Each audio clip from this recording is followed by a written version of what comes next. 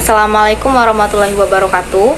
Perkenalkan, nama saya Umi Miftaul Janah dari Prodi Akuntansi Perpajakan kelas 3C NPM 22755078. Di sini saya akan mempresentasikan tentang penyajian laporan keuangan.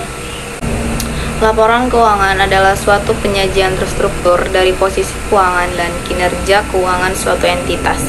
Manajemen entitas bertanggung jawab atas penyusunan dan penyajian laporan keuangan entitas tersebut. Tujuan laporan keuangan yaitu memberikan informasi mengenai yang pertama ada posisi keuangan, yang kedua ada kinerja keuangan, yang ketiga ada arus kas entitas. Laporan keuangan lengkap terdiri dari laporan posisi keuangan, laporan laba rugi dan penghasilan komprehensif lain, lalu ada laporan perubahan ekuitas, lalu ada laporan arus kas, lalu ada catatan atas laporan keuangan, lalu ada informasi komparatif periode terdekat sebelumnya, lalu ada laporan posisi keuangan pada awal periode terdekat sebelumnya. Karakteristik umum laporan keuangan. Yang pertama ada penyajian secara wajar dan kepatuhan terhadap standar akuntansi keuangan. Lalu ada dalam menyusun laporan keuangan, manajemen membuat penilaian terhadap kemampuan entitas dalam mempertahankan kelangsungan usaha. Lalu ada entitas menyusun laporan keuangan atas dasar akrual, kecuali laporan arus kas. Lalu ada entitas menyajikan secara terpisah setiap kelas pos serupa yang material dan menyampaikan secara terpisah pos yang memiliki sifat dan fungsi yang tidak serupa kecuali tidak materai. Saling hapus aset dan liabilitas, beban dan pendapatan tidak dilakukan kecuali diizinkan oleh PSAK. Lalu ada frekuensi pelaporan setidaknya secara tahunan.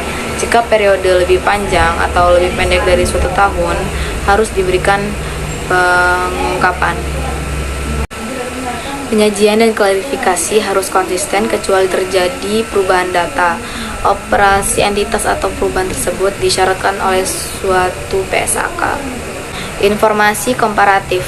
Entitas dapat menyajikan informasi komparatif sebagai tambahan sepanjang informasi tersebut disusun sesuai pernyataan standar akuntansi atau ISAK.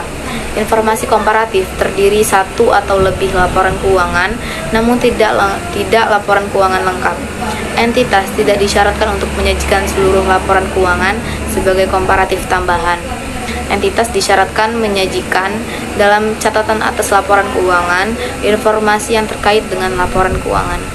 Perubahan kebijakan akuntansi, penyajian kembali, retrospektif atau reklasifikasi. 1. Entitas menyajikan laporan posisi keuangan. Ketiga, pada posisi awal periode terdekat sebelumnya sebagai tambahan laporan keuangan komparatif minimum jika A. Entitas menerapkan kebijakan akuntansi secara retrospektif, membuat penyajian kembali retrospektif atas pos-pos dalam laporan keuangan. Yang B. Penerapan retrospektif, penyajian kembali retrospektif atau reklasifikasi memiliki dampak material atas informasi dalam laporan posisi keuangan pada periode sebelumnya. Yang kedua, entitas menyajikan 3 laporan posisi keuangan pada akhir periode berjalan, akhir periode sebelumnya, dan awal periode. Yang ketiga, ada jika entitas merubah penyajian atau pengklasifikasian, entitas mengungkapkan sifat, jumlah dan alasan reklasifikasi.